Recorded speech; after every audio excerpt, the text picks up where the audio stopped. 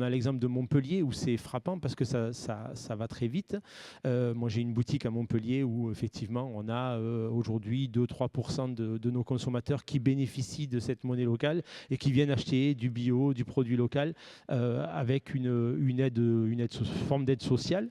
Mais on se rend compte qu'en fait, ils achètent aussi des produits hors Mona, enfin, c'est-à-dire que la monnaie locale s'appelle la Mona, et quand ils ont dépensé leur panier Mona, eh bien, ils reviennent quand même dans nos boutiques et puis ils se rendent compte que c'est pas si cher que ça, qu'on y trouve des produits différents et qui cuisinent plus. On parlait tout à l'heure dans la première table ronde du fait de cuisiner, que ça avait modifié les façons de faire.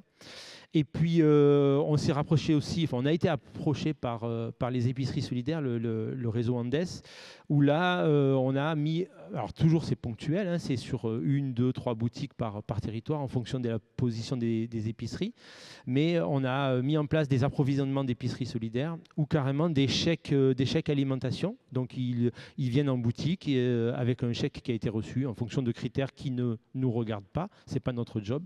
Nous, on est là pour offrir le produit de qualité. Voilà, ça fonctionne bien.